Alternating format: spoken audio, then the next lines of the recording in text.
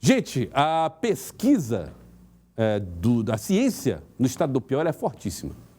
Você, às vezes, pode não se dar conta, ou, às vezes, a divulgação das pesquisas científicas no estado não tenham a dimensão que deveriam ter. Mas, se você olhar, por exemplo, o trabalho arqueológico que é feito lá na UFP, da Universidade Federal do Piauí, você vai ficar impressionado.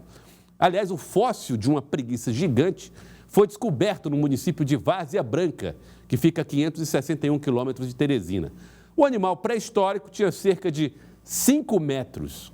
5 metros, hein? E viveu mais de 10 mil anos. A repórter Gorete Santos conversou com o pesquisador que esteve à frente da escavação e traz as informações para nós. Boa tarde, Gorete.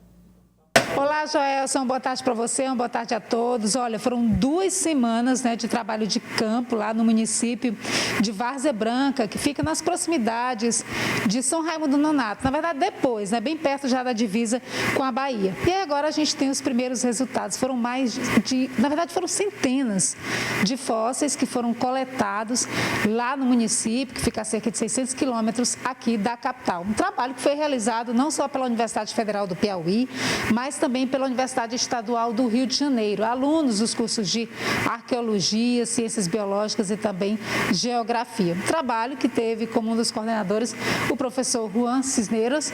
A gente vai trazer também mais algumas informações aqui com os alunos que participaram desse trabalho. Na verdade, a gente chegou a divulgar lá no mês de setembro, que eram fósseis da preguiça gigante, professor.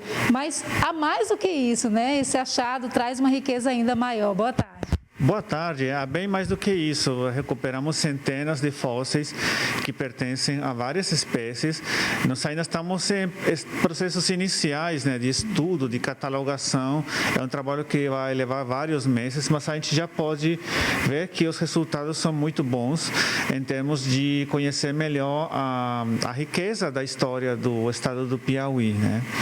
Já a identificação de algumas partes dos corpos desses animais pré-históricos?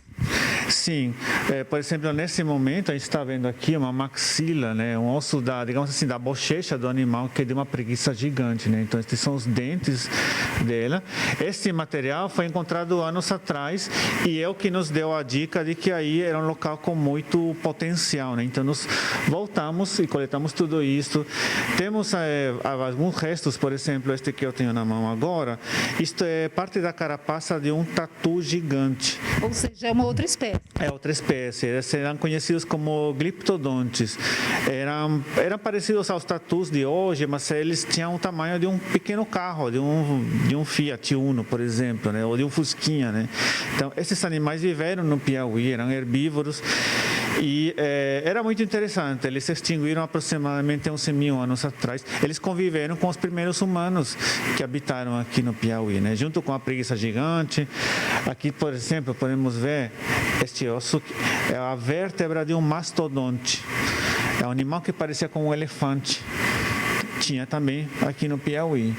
É um dentinho de um Eremotherium, a maior das preguiças fósseis que se conhecem. É um animal que possuía, ele podia caminhar em posição bípede, e ele possuía 5 metros de altura, ou seja, a altura de uma casa de 2 andares.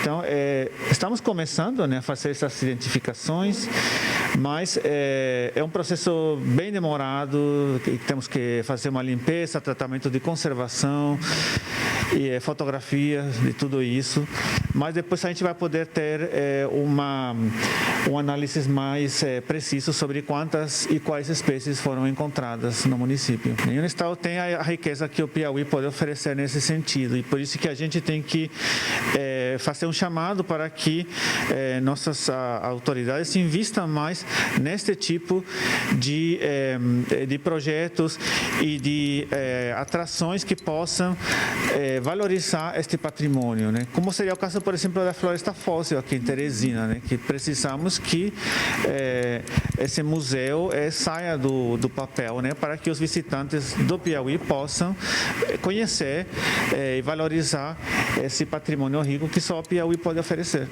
E Joelson, a Letícia, está aqui conosco, a Letícia Castelo Branco, ela foi uma das alunas, na verdade porque está participando do processo, não terminou, só está no início, Mas ela participou, inclusive, desses trabalhos, lá no local, no município município de Várzea Branca, né, desse trabalho de escavação, que eu acredito que seja um trabalho muito prazeroso. É um trabalho impressionante em todos os sentidos, extremamente cansativo, mas quando esses fósseis começam a aparecer, começam a surgir na nossa frente, tudo começa a valer a pena, entendeu? E a região é uma região que fornece muito material nesse sentido. A gente andava em algumas lagoas tropeçando nos fósseis, então foram 2 semanas e nessas 2 semanas a gente conseguiu coletar uma quantidade muito relevante. Por serem escavações realizadas em lagoas, elas precisam estar secas, então a melhor época é setembro, né, durante o BR-Obró, porque seca completamente e facilita o nosso trabalho no local, porque com água não dá certo. O que me chamou a atenção também, Joelson, é a participação da população, né, dos moradores. Isso traz também um ganho maior para esse trabalho, professor, porque observa-se que parte desses moradores já tem uma consciência, né, da importância desse trabalho que é exercido por vocês.